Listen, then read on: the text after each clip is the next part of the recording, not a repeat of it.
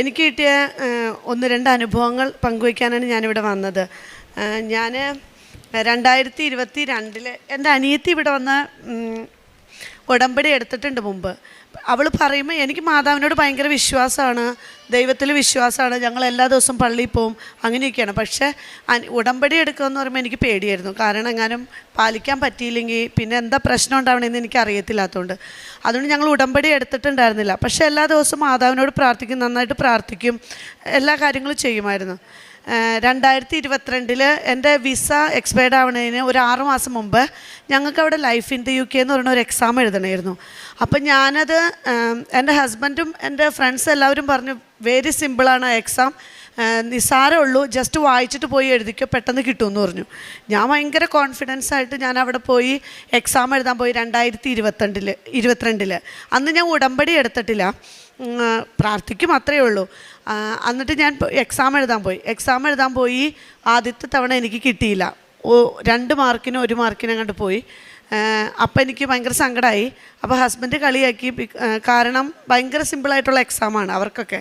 എനിക്ക് എന്താണോ 1 മാർക്കിനോ 2 മാർക്കിനോ പോയി. പിന്നെ ഞാൻ അങ്ങനെ എഴുതി. 6 മാസം മുമ്പ് എഴുതാൻ തുടങ്ങിയ എക്സാം ഞാൻ 8 പ്രാവശ്യം എഴുതിയിട്ട് എനിക്ക് കിട്ടിയില്ല. ഞാൻ അതും 1 മാർക്ക് അല്ലെങ്കിൽ 2 മാർക്ക് അതിന് പോയിക്കൊണ്ടിരിക്കുകയായിരുന്നു. ഞാനത് കഴിഞ്ഞ് 2022 സെപ്റ്റംബർ അവസാനം എൻ്റെ വിസ എക്സ്പയർഡ് ആവും. അപ്പോൾ വിസ പുതുക്കണമെങ്കിൽ ഈ എക്സാം വേണം. ഞാനെന്നിട്ട് 1 മാസം മുമ്പ് എനിക്ക് ഭയങ്കര സങ്കടമായി. എന്താ ചെയ്യേണ്ടത്, ആരോടും പറയാൻ നിവർത്തിയില്ല. ഈ എക്സാം തോറ്റല്ലോ എന്ന് എല്ലാവരും ചോദിക്കണേ. ഞാനത് കഴിഞ്ഞിട്ട് എൻ്റെ അനിയത്തിനോട് ഇങ്ങനെ സങ്കടം പറഞ്ഞപ്പോൾ അവൾ പറഞ്ഞു, നീ പേടിക്കണ്ട, നീ ഒരു പണി ചെയ്യ്, ഉടമ്പടി എടുക്കുന്നു പറഞ്ഞു. അപ്പം ഞാൻ പറഞ്ഞു, എനിക്ക് ഉടമ്പടി എടുക്കാൻ പേടിയാണ്, കാരണം എങ്ങാനും നൈറ്റ് ഡ്യൂട്ടിക്കൊക്കെ പോയി ചിലപ്പോൾ 5:30 പ്രാർത്ഥിക്കാൻ പറ്റിയില്ല, ഇങ്ങനെയൊക്കെ വന്നാൽ എന്തായിരിക്കും എന്നാണ്. അപ്പോൾ അവൾ പറഞ്ഞു, എന്നാൽ നീ ഉടമ്പടി ജീവിതം നയിക്ക്, എല്ലാ പ്രാർത്ഥനയും കറക്റ്റായിട്ട് ചെല്ല്, അങ്ങനെ ചെയ്യാൻ പറഞ്ഞു. എനിക്ക് ഭയങ്കര ദേഷ്യമുള്ള ഒരു വ്യക്തിയായിരുന്നു. ദേഷ്യം എന്ന് പറഞ്ഞു കഴിഞ്ഞാൽ പുറത്താരോടും ദേഷ്യപ്പെടില്ല, പിള്ളേരോടൊക്കെ നന്നായിട്ട് ഞാൻ ദേഷ്യപ്പെടുമായിരുന്നു. അങ്ങനെ ഞാൻ അവൾ പറഞ്ഞതനുസരിച്ച് ദേഷ്യം കുറച്ചു, എപ്പോഴും ചിരിക്കാൻ ശ്രമിച്ചു. പ്രാർത്ഥന കറക്റ്റായിട്ട് അവൾ എനിക്ക് അയച്ചു തന്നു, ഞാൻ കറക്റ്റായിട്ട് ചെല്ലാൻ തുടങ്ങി. എല്ലാ ദിവസവും പള്ളിയിൽ പോയിക്കൊണ്ടിരുന്ന വ്യക്തിയാണ്. എല്ലാ ദിവസവും കറക്റ്റായിട്ട് പള്ളിയിൽ പോവും. നൈറ്റ് കഴിഞ്ഞ് വന്നിട്ടായാലും ഞാൻ പള്ളിയിൽ പോവും. അങ്ങനെ ഒരു ഇത് ചെയ്ത് 1 മാസം മുമ്പ് ഞാൻ ലാസ്റ്റ് ഇനി ഞാൻ എഴുതൂല്ല, വിസ പോയാലും വേണ്ടിയില്ല എന്നും പറഞ്ഞുകൊണ്ട് ഞാൻ എഴുതാൻ പോയി. അന്ന് എനിക്ക് ഓൾമോസ്റ്റ് ഫുൾ മാർക്ക് എനിക്ക് കിട്ടി. എനിക്ക് ഭയങ്കര വിശ്വാസമായി അത്, കാരണം ഞാൻ 9ാമത്തെ തവണയാണ് ആ എക്സാം പാസ്സാവണേ. 9ാമത്തെ തവണ എഴുതിയാണ് ഞാൻ ആ എക്സാം പാസ്സായത്. എനിക്ക് ഭയങ്കര വിശ്വാസമായി. ഞാനും ഹസ്ബൻഡും പിന്നെ എല്ലാ ദിവസവും ഞങ്ങളല്ലെങ്കിലും പ്രാർത്ഥിക്കുമായിരുന്നു. 5:30 പ്രാർത്ഥിക്കാൻ തുടങ്ങി. പിന്നെ ഞാൻ ഓൺലൈൻ ഉടമ്പടി എടുത്തു. അപ്പം ഞാൻ ഇവിടെ നിന്ന് പോയത്, ഞാൻ നേഴ്സാണ്. ഇവിടെ ഇന്ത്യയിൽ ഞാൻ നേഴ്സിംഗ് ചെയ്തതാണ്, 10 വർഷത്തോളം ജോലിയും ചെയ്തതാണ്. പക്ഷെ ഞാൻ അവിടെ ചെന്നിട്ട് കുട്ടികൾ, പിന്നെ കുട്ടികളുടെ ഇതെന്നൊക്കെ പറഞ്ഞുകൊണ്ട് ഞാൻ അവിടെ നേഴ്സിങ്ങിൻ്റെ എക്സാം എഴുതാൻ ശ്രമിച്ചിട്ടുണ്ടായിരുന്നില്ല. ഞാനിങ്ങനെ എൻ്റെ വീടിൻ്റെ അടുത്തൊരു ഹെൽത്ത് കെയർ അസിസ്റ്റൻ്റായിട്ട് ഒരു കെയർ ഹോമിൽ വർക്ക് ചെയ്തുകൊണ്ടിരുന്നു. അപ്പോൾ ഹസ്ബൻഡ് എന്നോട് പറഞ്ഞു, ഇപ്പം നീ മാതാവിൻ്റെ ഉടമ്പടിയിലല്ലേ, നീ ഒരു പണി ചെയ്യ്, എക്സാം എഴുതാൻ ശ്രമിക്കാൻ പറഞ്ഞു. അപ്പോഴും എനിക്ക് പേടിയാണ്. ഞാൻ പറഞ്ഞു, ഞാനിനി എക്സാം എഴുതാൻ ശ്രമിക്കുന്നില്ല, കാരണം എനിക്ക് പറ്റില്ല, അതിനുള്ള ഇതൊക്കെ കഴിഞ്ഞു എന്ന് പറഞ്ഞു. പക്ഷേ ഹസ്ബൻഡ് പറഞ്ഞു, മാതാവിനോട് പ്രാർത്ഥിച്ച് നീ എക്സാം എഴുതാൻ ശ്രമിക്കാൻ പറഞ്ഞു. ഞാൻ അങ്ങനെ അന്ന് എക്സാം എഴുതാമെന്ന് പറഞ്ഞിട്ട് ഞാൻ പ്രാർത്ഥിച്ച് ഉടമ്പടിയിലായിരുന്നു. എല്ലാ കാര്യങ്ങളും കറക്റ്റായിട്ട് പാലിച്ച് ഞാൻ എക്സാം എഴുതാൻ ഓസ്കി ഭയങ്കര പാടുള്ളൊരു എക്സാമാണ്. എക്സാം എഴുതാൻ പോയി. എക്സാം പാസ്സായി. എനിക്ക് അത്ഭുതമായിപ്പോയി. എക്സാം ഞാൻ പാസ്സായോ? 2 പ്രാവശ്യം ഞാൻ റിസൾട്ട് ഹസ്ബൻഡിനോട് ചോദിച്ചു, എക്സാം പാസ്സായോ? ഞാനോ? അപ്പം എക്സാം പാസ്സായിടിയെന്ന് പറഞ്ഞു. പിന്നെ വേറൊരു എക്സാമുണ്ട്, CBT. അതെന്ന് പറഞ്ഞു കഴിഞ്ഞാൽ സിമ്പിളാന്ന് എല്ലാവരും പറയും, കമ്പ്യൂട്ടർ ടെസ്റ്റാണ്. അപ്പം സിമ്പിളാന്ന് പറയും. എനിക്ക് ആദ്യത്തെ പ്രാവശ്യം കിട്ടിയില്ല. പിന്നെ ഞാൻ അത് ഇങ്ങനെ പ്രാർത്ഥിച്ച് വീണ്ടും പഠിച്ച് ഞാൻ കുറേ നാൾ കഴിഞ്ഞ് വീണ്ടും എഴുതി, അതും പാസ്സായി. അപ്പോൾ പിന്നെ എനിക്ക് നേഴ്സ് ആവാനുള്ള എല്ലാ കാര്യങ്ങളും റെഡിയായി. പിന്നെ നമുക്ക് പിന്ന് കിട്ടുക എന്നൊരു കടമ്പയുണ്ട്. എല്ലാവർക്കും 6 മാസം 8 മാസം കഴിഞ്ഞിട്ടാണ് പിൻ നമ്പർ കിട്ടണേ. പക്ഷേ എനിക്ക് കറക്റ്റ് 45ാമത്തെ ദിവസം എനിക്ക് പിൻ നമ്പർ കിട്ടി. അപ്പോഴെനിക്ക് വീണ്ടും കോൺഫിഡൻസായി. പിന്നെ ജോലി എന്ന് പറഞ്ഞാൽ പിൻ നമ്പർ കിട്ടിയ ജോലി കിട്ടുമെന്നായിരുന്നു എൻ്റെ ഒരു വിശ്വാസം. ഞാൻ ഭയങ്കര ഇതോടുകൂടി എല്ലാ സ്ഥലത്തും ആപ്ലിക്കേഷൻ അയച്ചു. 150ഓളം ആപ്ലിക്കേഷൻ ഞാൻ അയച്ചു. 100ഓളം ആപ്ലിക്കേഷൻ റിജക്റ്റായി. അത് അവിടെ ഒരു നിസ്സാര കാര്യം മതി അത് റിജക്റ്റ് ആക്കാൻ. 100ഓളം ആപ്ലിക്കേഷൻ റിജക്റ്റ്. അത് NHS കെയർ ഹോംസുകളിൽ അങ്ങനെയൊക്കെ ഞാൻ ആപ്ലിക്കേഷൻ അയച്ചു, എല്ലാം റിജക്റ്റായി. ആ സമയത്ത് ഭയങ്കര ടഫായിരുന്നു ജോലി കിട്ടുക എന്നുള്ളത്. അത് കഴിഞ്ഞാൽ എല്ലാം റിജക്റ്റായി. പിന്നെ ഞാൻ 15 ഇൻ്റർവ്യൂയോളം പോയി. ആ സമയത്ത് എങ്ങനെയാണെന്ന് വെച്ച് കഴിഞ്ഞാൽ ഒരു ഇൻ്റർവ്യൂവിന് 2 വേക്കൻസി ഉണ്ടാവുള്ളൂ. പക്ഷെ നമ്മളവിടെ ചെല്ലുമ്പോൾ ഒരു 100 പേരോളം ഉണ്ടാവും, ചിലപ്പോൾ 30 പേര്, ഇങ്ങനെയൊക്കെ ആയിരിക്കും. അപ്പം നമ്മളെക്കാളും കഴിവുള്ളവരെ അവരത് സെലക്ട് ചെയ്യും. ചിലപ്പോൾ നമ്മളിൽ മുന്നിൽ പോയവരായിരിക്കും സെലക്ട് ചെയ്യണേ. അങ്ങനെ 15ഓളം ഇൻ്റർവ്യൂവിന് പോയി. ഞാൻ മടുത്തു. പക്ഷെ എന്നാലും ഞാൻ കോൺഫിഡൻസ് കിട്ടില്ല. കാരണം എനിക്ക് മാതാവ് ഉടമ്പടിയിൽ ഞാൻ നിൽക്കുകയാണല്ലോ, എന്തായാലും എന്നെ എങ്ങനെയെങ്കിലും രക്ഷിക്കും. അപ്പോൾ ഹസ്ബൻഡ് പറയും, ഇതെന്താ ഇങ്ങനെ ഒരു ഇൻ്റർവ്യൂ പോലും പാസ്സാവാത്ത, ഒരു ആപ്ലിക്കേഷൻ പോലും കറക്റ്റായിട്ട് പോകാം ഇതെന്ന് പറയും. പക്ഷെ അപ്പോഴും ഞാൻ പറയും, എനിക്ക് ഇതിലും വലുത് എന്തോ വെച്ചിട്ടുണ്ട്, അതുകൊണ്ടാണെന്ന് പറയും. അപ്പോൾ ഹസ്ബൻഡ് ചിരിക്കും. അത് ഞങ്ങളിങ്ങനെ പ്രാർത്ഥനാ ജീവിതത്തിൽ തന്നെ അങ്ങനെ പോയി. ഒരു 6 മാസം കഴിഞ്ഞു. എനിക്ക് പിൻ നമ്പർ കിട്ടിയത് 2025 മാർച്ചിലാണ് പിൻ നമ്പർ കിട്ടിയത്. എന്നിട്ട് ഞാനൊരു 6 മാസത്തോളം ഇൻ്റർവ്യൂ അറ്റൻഡ് ചെയ്തു. എന്നിട്ട് ഹെൽത്ത് പിൻ നമ്പർ ഉണ്ടായിട്ട് പോലും ഞാൻ ഹെൽത്ത് കെയർ അസിസ്റ്റൻ്റായിട്ടാണ് വർക്ക് ചെയ്തുകൊണ്ടിരുന്നത്. എന്നിട്ട് ഞാനിങ്ങനെ നടക്കുമായിരുന്നു. ഇൻ്റർവ്യൂവിന് പോവും, ആപ്ലിക്കേഷൻ അയക്കും, അത് റിജക്റ്റ് ആവും, വീണ്ടും ഇൻ്റർവ്യൂവിന് പോവും, അതൊക്കെ ഫെയിൽഡ് ആവും, തിരിച്ചു വരാം. അങ്ങനെ അത് കഴിഞ്ഞ് അറ്റ് ലാസ്റ്റ് അപ്പം ഞാൻ അപ്പോഴും പറയുമായിരുന്നു. അപ്പോഴും എല്ലാവരും അയ്യോ അയ്യോ എന്ന് പറയുമ്പോഴും ഞാൻ പറയും, ഇല്ല, എനിക്കിതിലും നല്ലത് എന്തോ വെച്ചിട്ടുണ്ട്. അതുകൊണ്ടാണ് ഞാനെപ്പോഴും ഏത് ഇൻ്റർവ്യൂവിന് പോകുമ്പോഴും അവിടെ ചെന്ന് കയറുമ്പോൾ പറയും. കാരണം ഞാൻ പെട്ടെന്ന് ഇങ്ങനെ ആരെങ്കിലും ചെറുതായിട്ട് ദേഷ്യപ്പെട്ടാൽ പോലും കരയുന്ന ഒരു വ്യക്തിയായിരുന്നു. വീട്ടിൽ ദേഷ്യപ്പെടുമെങ്കിൽ പുറത്തിറങ്ങിയെങ്കിൽ ഇതായിരുന്നു എൻ്റെ സ്വഭാവം. അപ്പോൾ ഞാൻ എപ്പോഴും ഇൻ്റർവ്യൂവിന് ചെല്ലുമ്പോൾ കെയർ ഹോംസിലായാലും NHSലായാലും കയറുമ്പോൾ ഞാൻ പറയും, ദൈവമേ മാതാവേ എനിക്ക് പറ്റിയ ജോലിയാണ്. കാരണം മാനേജർമാരൊക്കെ ശരിയല്ലെങ്കിൽ എങ്ങനെയാണെന്ന് നമുക്കറിയില്ല. അപ്പോൾ എനിക്ക് പറ്റിയ ജോലിയാണെങ്കിൽ മാത്രം എനിക്കിത് തന്നാൽ മതി കേട്ടോ, അല്ലെങ്കിൽ എനിക്കിത് തരണ്ട കേട്ടോ എന്നും പറഞ്ഞിട്ട് ഞാൻ കയറണേ. 15 ഇൻ്റർവ്യൂ പാസ്സാവാതെ പോയപ്പോഴും ഞാൻ ഇങ്ങനെ തന്നെ ഹസ്ബൻഡിനോട് പിടിച്ചു നിൽക്കാൻ പറയുമായിരുന്നു. ഇങ്ങനെ പറയും, എനിക്ക് പറ്റിയ ജോലിയല്ല, മാനേജർ ശരിയല്ല എന്ന് തോന്നണേ, അതുകൊണ്ടാണ് അങ്ങനെ ഇങ്ങനെയാണെന്നൊക്കെ പറയുമായിരുന്നു. അത് കഴിഞ്ഞ് ഒരു ദിവസം എൻ്റെ വീടിനടുത്ത് ഒരു കെയർ ഹോം ഉണ്ട്. ഞാൻ അവിടെ ശ്രമിച്ചിട്ടേ ഇല്ല. അപ്പോൾ എന്നോട് ഒരാൾ വന്നുകൊണ്ട് പറഞ്ഞു, എൻ്റെ ഒരു ഫ്രണ്ടിൻ്റെ ഹസ്ബൻഡ് പറഞ്ഞു, ഞങ്ങളുടെ മാനേജർ ചോദിച്ചു ഏതെങ്കിലും നേഴ്സസ് ഉണ്ടോ എന്ന് ചോദിച്ചു, നീ അപ്ലൈ ചെയ്യാൻ താല്പര്യമുണ്ടോ എന്ന് ചോദിച്ചു. അപ്പോൾ ഞാൻ പറഞ്ഞു, വേണോ, ഇവിടെ അടുത്തുള്ള ഇതിലല്ലേ, വേണോ എന്ന് ചോദിച്ചു. അപ്പോൾ പറഞ്ഞു, ഈ 15 ഫെയിൽഡായിട്ടിരിക്കണം ഞാനാണേ. അപ്പം ഞാൻ പറഞ്ഞു വേണോന്ന് ചോദിച്ചപ്പോൾ പറഞ്ഞു, ഇല്ല, ഒന്ന് അപ്ലൈ ചെയ്ത് നോക്കുമെന്ന് പറഞ്ഞു. അങ്ങനെ ഞാൻ എൻ്റെ വീടിൻ്റെ തൊട്ടടുത്ത ഒരു വലിയ കെയർ ഹോമിൽ ഞാൻ പോയി നേഴ്സിന് വേണ്ടിയിട്ട് അപ്ലൈ ചെയ്തു. ഇൻ്റർവ്യൂവിന് വിളിച്ചു. എനിക്കറിയില്ല, ആ മാനേജർ എന്നോട് ഒന്നും ചോദിച്ചില്ല. എന്നോട് പേര് ചോദിച്ചു, എന്താ വീട്ടിൽ എത്ര മക്കളുണ്ടെന്ന് ചോദിച്ചു. ഇങ്ങനെ കുറേ കാര്യങ്ങൾ, സിമ്പിൾ ക്വസ്റ്റ്യൻസ്, വേറെ ഒരു കാര്യം, ഞാൻ പ്രിപ്പയർഡായി പോയ ഒരു കാര്യം എന്നോട് ചോദിച്ചില്ല. ഈ സിമ്പിൾ ക്വസ്റ്റ്യൻസ് ചോദിച്ചുകൊണ്ട് ചിരിച്ചുകൊണ്ട് പറഞ്ഞു, യു സെലക്റ്റഡ് എന്ന് പറഞ്ഞുകൊണ്ട് എന്നെ കെട്ടിപ്പിടിച്ചു. അപ്പം ഞാൻ അവിടെ നിന്ന് വണ്ടിരിക്കേ, ഇതാരത്, എനിക്കറിയുമ്പോൾ ഒരു ക്വസ്റ്റ്യന് ചോദിക്കാതെ എന്നോട്, അന്ന് മറ്റിടത്തൊക്കെ ഒത്തിരി ക്വസ്റ്റ്യൻസ് ചോദിച്ചായിരുന്നു, ഞാൻ കുറേയൊക്കെ ആൻസർ പറഞ്ഞു, അങ്ങനെയൊക്കെ. ഇവിടെ ഒരു ക്വസ്റ്റ്യൻ ചോദിക്കാതെ എൻ്റെ പേരും വീട്ടിലെ വിശേഷവും ചോദിച്ചിട്ട് എന്നോട് പറഞ്ഞു, നീ സെലക്റ്റാന്ന് പറഞ്ഞു. അങ്ങനെ എനിക്ക് ആ ജോലി കിട്ടി. എനിക്കറിയില്ല എങ്ങനെയാണ് ആ ജോലി, മാതാവിൻ്റെ ഒറ്റ ഇതുകൊണ്ട്. ഇപ്പോഴും ഞാൻ അവിടെയാണ് ജോലി ചെയ്യുന്നത്. അതും നല്ല സാലറിയിലാണ് ഞാൻ ജോലി ചെയ്യുന്നത്.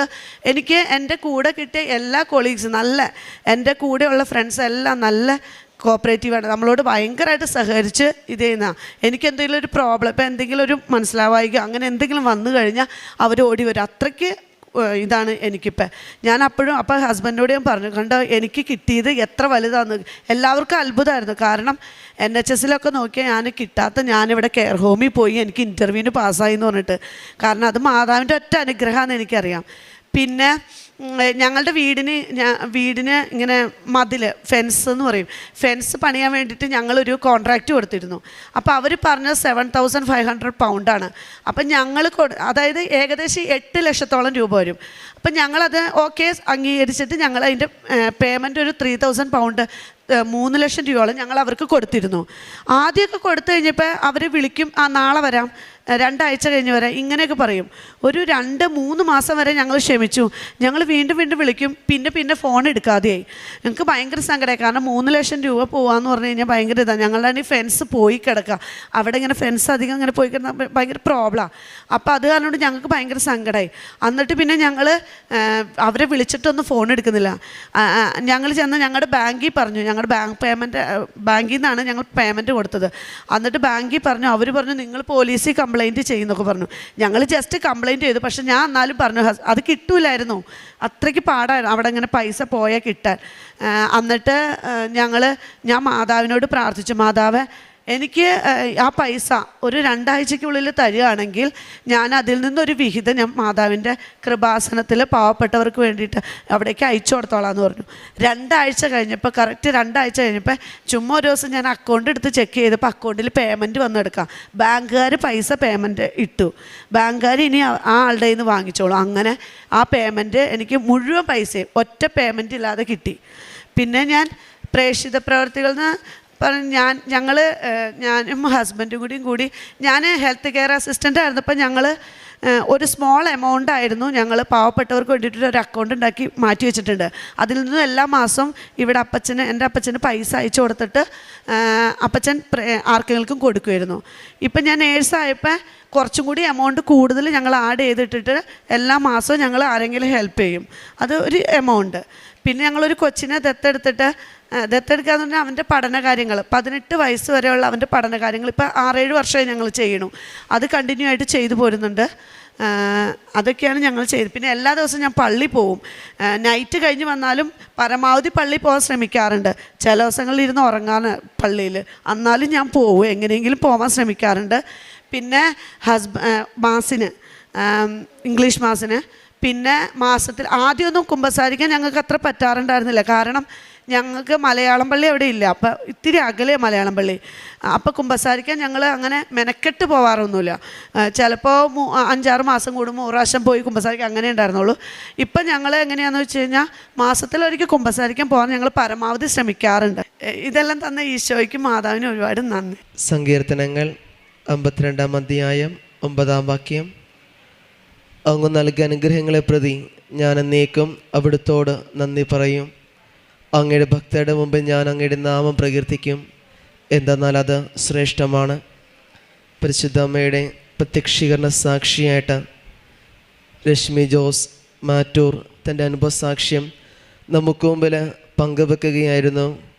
ഉടമ്പടി പാലിക്കാൻ പേടിയാണെന്നുള്ള തൻ്റെ വാക്കുകൾ നമ്മൾ മനസ്സിലാക്കുമ്പോൾ അത് ഉടമ്പടി ജീവിച്ച് നയിച്ചിട്ട് ബോധ്യപ്പെടുത്തിയിട്ട് മാത്രം അത് ഉടമ്പെടുക്കാമെന്നുള്ള തീരുമാനത്തിലേക്കാണ് വരിക. എന്നാൽ ഉടമ്പടി ജീവിതം നയിച്ചു തുടങ്ങുമ്പോൾ തൻ്റെ ദേശത്തിൻ്റെതായ കുറവുകളും പോരായ്മകളൊക്കെ മാറ്റി നിർത്തിക്കൊണ്ട് ചിരിക്കാനൊക്കെ ആയിട്ട് ശ്രമിക്കുകയായിരുന്നു. വളരെയേറെ പുഞ്ചിരിയോടും ചിരിയോടും കൂടി തന്നെയാണ് നമ്മുടെ മുമ്പിൽ തൻ്റെ സാക്ഷ്യം നമുക്ക് വെളിപ്പെടുത്തുക. കാരണം അവിടുത്തെ വിസ സംബന്ധമായ ലൈഫിൽ എക്സാം കടന്നു പോകണമെങ്കിൽ അത് വളരെ എളുപ്പമുള്ള എക്സാം ആണെങ്കിലും താൻ കടന്നു പോയത് 8 തവണയാണ്. എന്നാലത് 9ാമത്തെ തവണ പരിശുദ്ധ അമ്മയോടെയൊക്കെ പ്രാർത്ഥിച്ച് ഉറച്ചൊരു വിശ്വാസത്തിൻ്റെ ബലത്തോട് മുമ്പോട്ട് പോകുമ്പോഴത്തേക്കുമാണ് അനുഗ്രഹമായിട്ട് അത് പാസ്സാകുവാനായിട്ട് സാധിക്കുക ചെയ്യുന്നത്. അങ്ങനെ ഹെൽത്ത് കെയർ അസിസ്റ്റൻ്റായിട്ട് ജോലി തുടരുകയും അതേ തുടർന്നാണെങ്കിലും OSCE എക്സാം ആണെങ്കിലും CBT എക്സാം ആണെങ്കിലും അത് പാസ്സാകാൻ അത് നിരവധിയായൊരു ബുദ്ധിമുട്ടുണ്ടായിരുന്നെങ്കിലും അത് പരിശുദ്ധ അമ്മയോട് ചേർന്നുകൊണ്ട് മുമ്പോട്ട് പോകുമ്പോഴത്തേക്ക് അത് വളരെ എളുപ്പം അതിനേക്ക് നേരിടാനുള്ള ധൈര്യമാണ് ലഭിക്കുക ചെയ്യുന്നത്. അതോടൊപ്പം തന്നെയാണെങ്കിലും നേഴ്സായി കഴിഞ്ഞാൽ അവിടെ പിൻ നമ്പർ ലഭിക്കുക എന്നത്, കാരണം കുറേ പേർക്കൊക്കെ 8 മാസവും 7 മാസവും കഴിഞ്ഞ് കിട്ടേണ്ട നമ്പർ തനിക്ക് 45 ദിവസത്തിന് ശേഷമാണ് കിട്ടുകയും ചെയ്യുന്നത്. പരിശുദ്ധ അമ്മയുടെ ഒരു വലിയ അനുഗ്രഹമായിട്ടാണ് നമുക്ക് മുമ്പിൽ സാക്ഷ്യപ്പെടുത്തുക. കാരണം താൻ വളരെ കോൺഫിഡൻസ് ആയിട്ട് അമ്മ ഉടമ്പടിയിൽ നൽകുമെന്നുള്ളൊരു ഉറച്ച ബോധ്യത്തോടു കൂടിയാണ് ഈ സാക്ഷ്യത്തിൽ നമുക്ക് മനസ്സിലാക്കുവാനായിട്ട് സാധിക്കുന്നത്. തുടർന്നാണെങ്കിലും 150ഓളം ആപ്ലിക്കേഷന് വേണ്ടി അയച്ചെങ്കിലും അത് 100ഓളം ആപ്ലിക്കേഷന് റിജക്റ്റ് ആകുന്ന തരത്തിലേക്ക് വരികയും ചെയ്തു. അതോടൊപ്പം തന്നെയാണെങ്കിലും 15ഓളം ഇൻ്റർവ്യൂ പങ്കെടുത്തെങ്കിലും അതിൽ ഒന്നും കിട്ടാത്തൊരവസ്ഥയിലേക്കാണ് കടന്നു പോയെങ്കിലും വളരെ സന്തോഷത്തോടു കൂടിയാണ് പരിശുദ്ധമ്മ നൽകുന്നുള്ള ഒരു വലിയൊരു പ്രത്യാശയോടുകൂടി മുമ്പോട്ട് പോവുകയും ചെയ്യുന്നത്. അങ്ങനെ പ്രാർത്ഥനയാണെങ്കിലും കുടുംബത്തിലൊക്കെ പോകുമ്പോഴത്തേക്കും അനുഗ്രഹമെന്നോണം താൻ താമസിക്കുന്ന അടുത്ത് തന്നെ തനിക്കൊരു ഹെൽത്ത് കെയർ ഹോമിൽ നേഴ്സായിട്ട് വളരെ ഒരു നല്ലൊരു ജോലി ലഭിക്കുകയും ചെയ്തു. അതോടൊപ്പം തന്നെയാണെങ്കിലും തൻ്റെ കാരുണ്യ പ്രവൃത്തിയിലാണെങ്കിലും ജീവിത രീതിയിലാണെങ്കിലും കൂടുതൽ പരിശുദ്ധ അമ്മയോട് ചേർന്നുകൊണ്ട് ഒരു ഉറച്ച വിശ്വാസത്തോടുകൂടിയാണ്. കാരണം എപ്രകാരം പഴയതിൽ നിന്നൊക്കെ മാറിയതുകൊണ്ട് കുറച്ചൊരു പ്രാർത്ഥിക്കുവാനും പള്ളിയിലേക്ക് പോകുവാനും പ്രാർത്ഥിക്കുവാനൊക്കെ വലിയൊരു അനുഗ്രഹത്തോടുകൂടി സാധിക്കുക ചെയ്യുന്നത് ഉടമ്പടിയോട് ചേർന്നുകൊണ്ടുള്ള ജീവിതം തന്നെയാണ്. ഇനിയും മുമ്പോട്ടുള്ള യാത്രയിൽ പരിശുദ്ധ അമ്മയുടെ പ്രത്യക്ഷീകരണ സാക്ഷിയായിട്ട് ഈ കുടുംബത്തെ, രശ്മി ജോസ് കുടുംബത്തിനെയൊക്കെ മാറ്റട്ടെ നമുക്ക് പ്രാർത്ഥിക്കാം. ഒപ്പം നിരവധിയായ നിയോഗങ്ങളും ആവശ്യങ്ങളുമായിട്ട് കടന്നു വരുന്ന നമ്മളെയും പരിശുദ്ധ അമ്മയുടെ പ്രത്യക്ഷീകരണ സാക്ഷിയായിട്ട് മാറ്റണമേ എന്ന് പ്രാർത്ഥിക്കുകയും